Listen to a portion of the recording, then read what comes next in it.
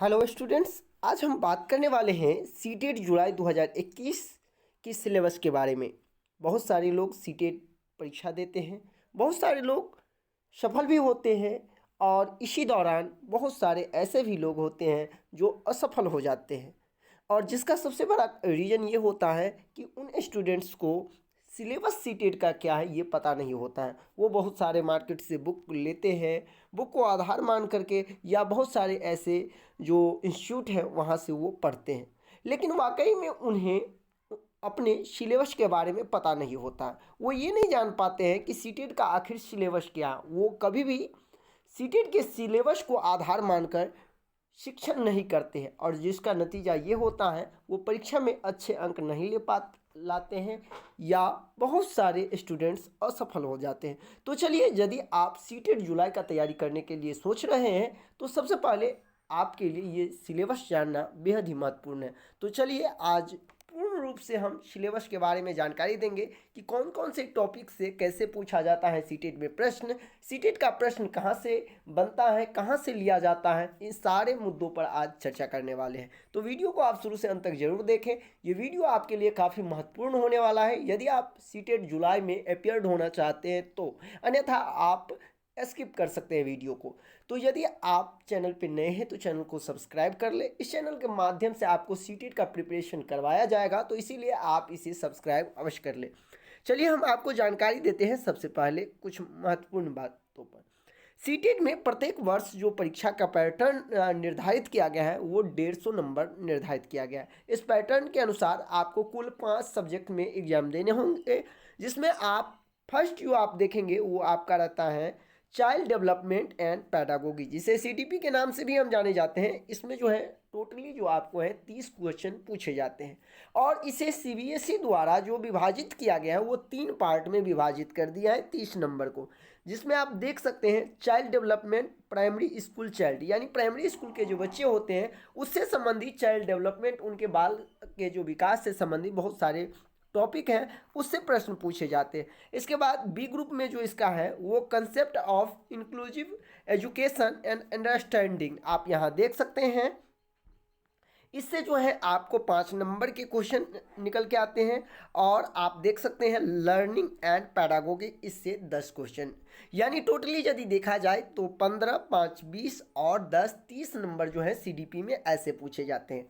फिर इसे जो है वो पार्ट बाय पार्ट कौन कौन से आपको टॉपिक पढ़ना है ये भी दे दिया गया है। यदि इस टॉपिक वाइज आप शिक्षण करते हैं तो आपके लिए काफ़ी महत्वपूर्ण हो जाता है। आपके लिए जो है कहीं ना कहीं वो बहुत ही फायदेमंद होता है। जैसे आप देख सकते हैं कंसेप्ट ऑफ डेवलपमेंट, इसको टॉपिक को अपने कॉपी पर नोट करते जाएंगे आप सिलेबस को सामने रख करके, और फिर उस पर आप किसी भी बुक की सहायता से आप तैयारी करते जाएंगे। जैसे कि आपने देखा होगा बहुत सारे बुक का निर्माण भी इसी सिलेबस के आधार पर किया गया है। जिस बुक में आप देखेंगे जीन पियाजे, कोहलबर्ग, वैगोत्स्की, इन सब जितनी भी चीज़ है तो इसको आपको आधार मानना है कि सबसे ज़्यादा मुझे चाइल्ड डेवलपमेंट जो आपका पैडागोगी है उसमें आपको प्राइमरी स्कूल के जो चाइल्ड डेवलपमेंट इससे 15 नंबर पूछे जाते हैं, तो इसको आप ध्यान में रखेंगे।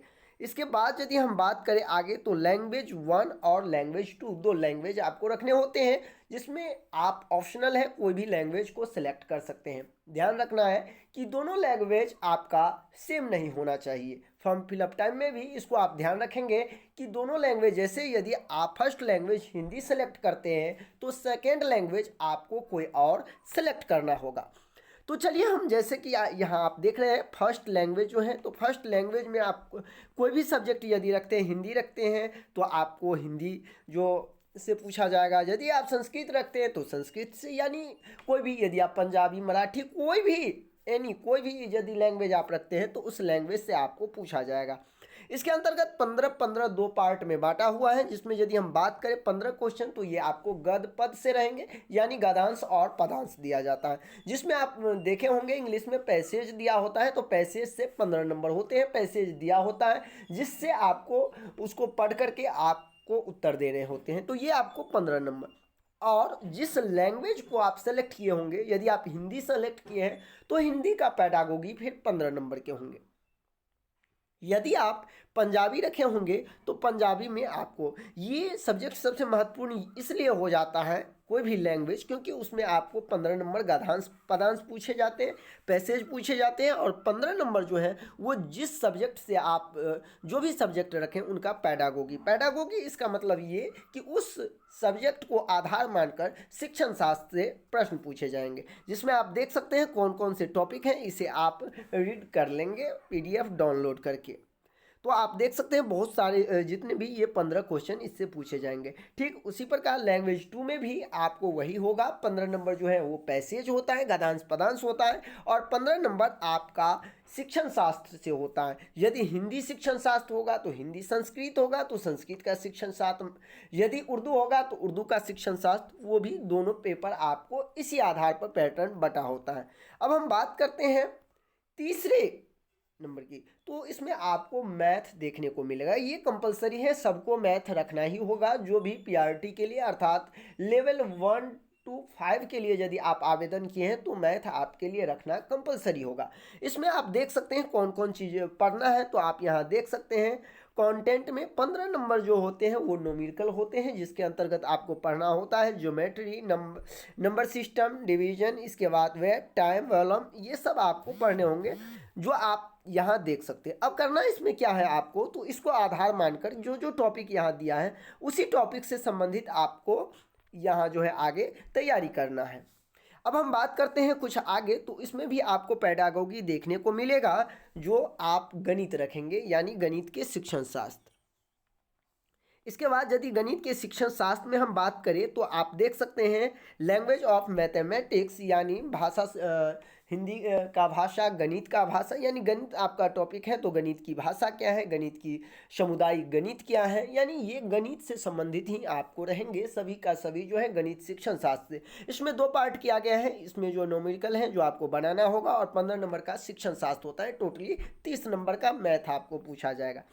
इसके बाद जो है वो आपको EVS में है, इसका भी 30 नंबर आपको पूछे जाते हैं 1 to 5 के लिए, और ये भी कंपलसरी होता है। ये सभी स्टूडेंट चाहे वो कोई भी लैंग्वेज सेलेक्ट क्यों ना किया हो, यदि वो 1 to 5 के लिए आवेदन करते हैं तो उनको भी ये रखना कंपलसरी। इसके लिए सबसे मुख्य जो होता है वो NCERT के जो बुक होते हैं 3, 4, 5, उससे पूर्णतः, यानी हम कह सकते हैं 15 का 15 क्वेश्चन जो होते हैं जो यहाँ आप देख रहे हैं वो NCERT के बुक से पूछे जाते हैं। और 15 नंबर की यदि हम बात करें तो फिर आप देख सकते हैं यहाँ पैडागोगी होता है। यानी आप कहीं ना कहीं ये समझ रहे होंगे कि यदि आप सीटेट क्वालिफाइड करना चाहते हैं तो पैडागोगी पर आपको कुछ ज़्यादा ही मेहनत करने होंगे। यदि आप पैडागोगी मजबूत कर लेते हैं तो फिर सीटेट जो है पास करना आपके लिए काफ़ी आसान हो जाता है, क्योंकि आप जैसे देख पा रहे हैं जो EVS है तो EVS का पैडागोगी है, मैथ है तो मैथ का पैडागोगी है, दोनों लैंग्वेज सब्जेक्ट देखें तो दोनों का पैडागोगी है, और एक आपका चाइल्ड डेवलपमेंट CDP तो है ही।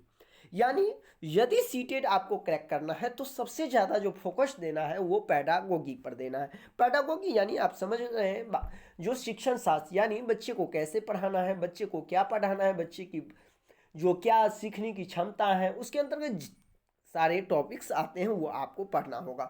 तो ये था 1 to 5 का जो सिलेबस। इसके लिए कुछ महत्वपूर्ण जानकारी भी हम आपको दे दें, जो कौन कौन से आपको बुक से सबसे अधिक ज़्यादा तैयारी करना है।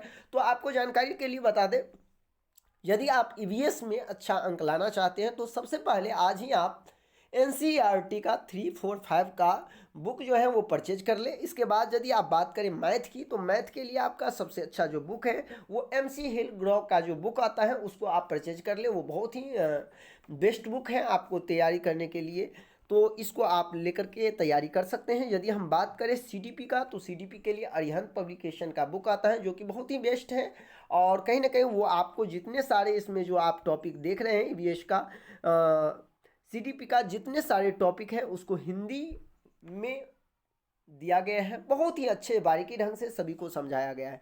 तो यदि आप इस तरह से अपनी इस चीज़ को, सिलेबस को आधार मान करके आप तैयारी करते हैं तो निश्चित तौर पर 2021 में होने वाले जो जुलाई में सीटेट की परीक्षा होने वाली है उसमें कहीं ना कहीं आप अच्छे अंक से सफल हो सकते हैं, यदि आप इस तरह से इस सिलेबस को आधार मानकर तैयारी करते हैं। बहुत सारे स्टूडेंट्स जो हैं बिना सिलेबस का जो है तैयारी में जुट जाते हैं और कहीं ना कहीं उन्हें ये पता नहीं होता है पढ़ने का तरीका क्या होना चाहिए, कहाँ से पढ़ना चाहिए, कौन से बुक परचेज करना चाहिए। तो इसीलिए बहुत सारे स्टूडेंट्स जो हैं वो असफल हो जाते हैं सही मार्गदर्शन नहीं मिलने के कारण। फिर भी यदि आप लोगों को कोई भी प्रश्न पूछना हो तो आप मुझे कमेंट कर सकते हैं, आपकी जवाब हम जरूर देंगे। और आपको कौन से बुक खरीदना चाहिए, नहीं खरीदना चाहिए, कैसे तैयारी करना चाहिए, इन सारे डाउट्स को जो है हम क्लियर कर देंगे। यदि आपको लगता है कि इस वीडियो में वो डाउट्स क्लियर नहीं हुआ है तो आप मुझे कमेंट कर सकते हैं।